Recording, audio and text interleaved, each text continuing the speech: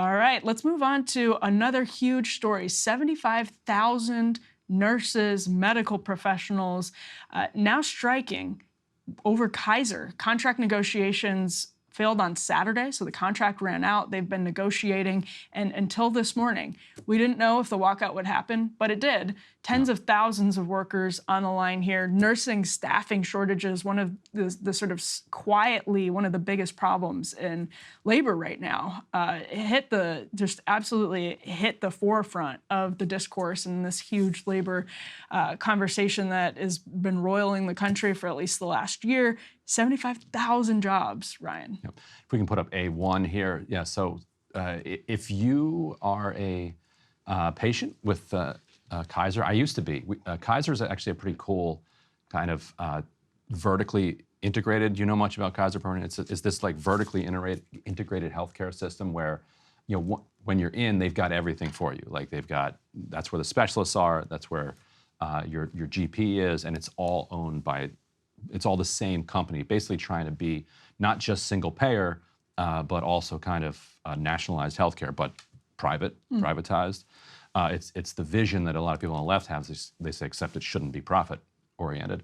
The healthcare professionals are demanding a minimum wage of at least $25 to start, along with increases of 6 to 7%. Kaiser currently pays, I think, $21 to start, and is offering 4%. Year over year increases. But the major demand, and the thing that I think everyone across the board supports, is that they want more staff. Yeah. Because anybody who's been to a hospital or any clinic in the last couple of years or almost a decade knows that they're short-staffed. And what you're seeing is that leading to burnout, which leads to mistakes. Mistakes cost tens of thousands of deaths every year. And then the more burnout, the more people leave, and the more short-staffed you are. And so we've got to do something to turn that around. That is the big question that is hanging over this. Again, this is the largest healthcare strike in the history of the country. So that 75,000. It's only scheduled for 3 days, but still, if you're involved in that, that's life or death. That's exactly, yeah, right. And that's a very big deal. And the problem is Kaiser itself is between a rock and a hard place, because they can't just create more nurses. They can't just create more radiology and x-ray techs, or ultrasound techs. Like this is a big problem for healthcare in general. And what nurses particularly want is more scheduling flexibility. In fact, that's why a lot of people pursue the nursing career, especially women. It allows you to have a really meaningful career, and then also to have this flexible schedule where you can take care of your kids and you can sort of do both if you want to. It's actually why a lot of people pursue that line of work.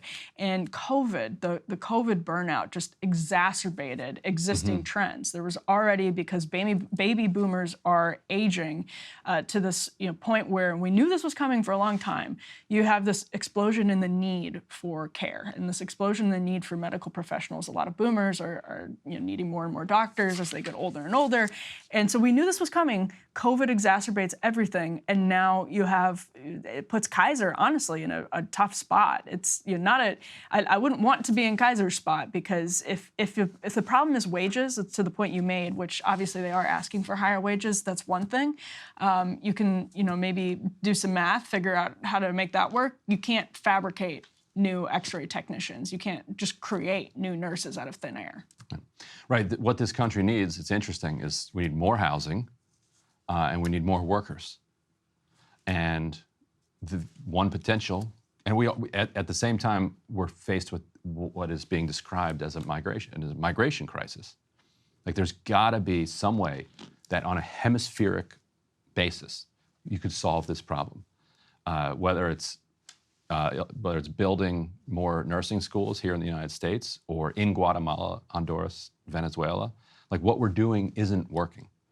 And we have serious needs that everyone needs met. So just from a selfish perspective, like if we do have a staffing problem when it comes to constructing new housing and when it comes to kind of nursing and medical care, there are people that want work, that need jobs.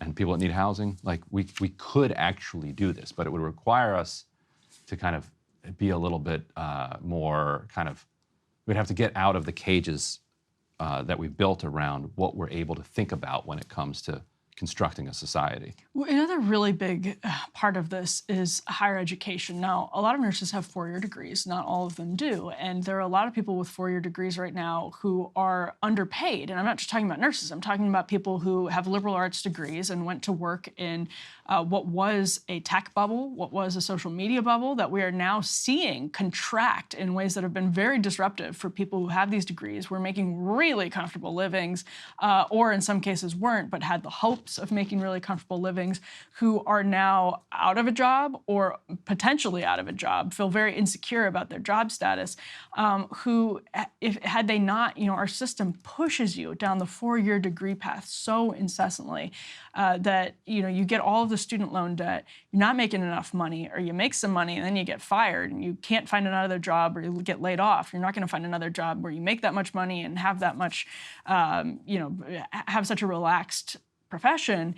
And you know what? Honestly, a lot of people could have been making more money with less debt going down the nursing path too. Like, we just have these weird gaps in our workforce because of the four-year degree push over and over again. This is your ticket to the middle class, and then people get it. They have $80,000 in debt and aren't making nearly enough to pay that off for 20 years.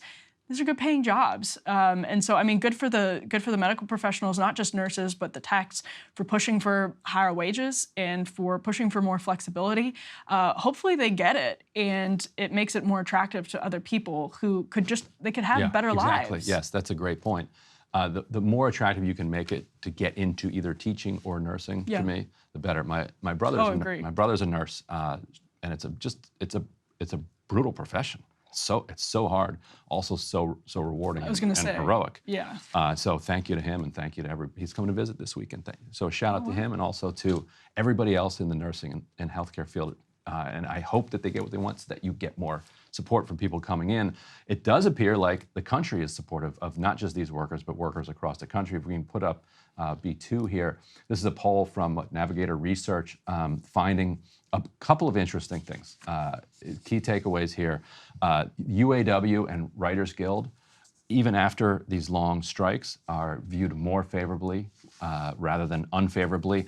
For people who are kind of new to labor conflict, and that's basically everyone in this country, because we haven't had serious labor conflicts for a long time, that's kind of new. Like, the American public generally supports striking workers in theory, but the second they actually strike, support for them collapses. So the fact that even amid the strikes, you're seeing support for them is unusual and is hopeful. Now, partly that's because union density is so low that it doesn't affect a whole lot of people. So, once it gets, if you could get to 30 or 40%, then you start to see people complaining again. So it says 4 in 5 Americans support right to bargain collectively. That's like kind of reaching record levels. More than 3 in 4 support the employees who are on strike in both of these cases. And then, interesting, their final takeaway on the two parties here.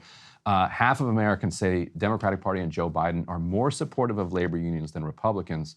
And 3 in 5 say that Trump has always looked out for big corporations and rich people like himself instead of American workers. Is that a surprising finding? It's probably worth mentioning this is a left-leaning poll. I actually think the firm has some ties to the UAW, and that question, I would have to see how it was written. It seems kind of loaded, but it's rich really... people like himself, that loads it up a little bit. Yeah, it's a little bit of a leading question, but no, I don't think that's particularly, I don't think it's also, particularly if you ask surprising. the American public, does Trump care about only himself? You would think 100% would be like... Like, we're not dumb. Yes. we all know. But that's a great... For himself first. Maybe Republican candidates should be looking at polling like this. I've seen, other polling to this extent too. We talked about a recent American Compass poll. Republicans in a recent, I think it was Gallup poll, it may have been Pew, said that they trust Republicans in the economy more than Democrats. Now, labor issues, how they factor into that is a fascinating question. But Republican candidates who have no chance against Donald Trump at this point, maybe a tiny chance, and we could have egg on our face 6 months from now, but their odds of beating Donald Trump are slim to none, even though they're still out there trying really hard. They sure are. they should pay attention to the public sentiment on labor. If they're going to be those types of politicians that sort of just go wherever the wind blows, they probably will want to weigh in on one side of this. It might hurt them with their donors, but it doesn't make any sense to keep talking about unions in the way some of those candidates have talked about unions because of this. Hey, if you liked that video, don't forget to hit the like button and subscribe to Breaking Points. If you want to see the rest of Counterpoints, go to breakingpoints.com to become a premium member and get the full uncut show every morning in your inbox and on Spotify. Help us build independent news and get the full show every morning at breakingpoints.com.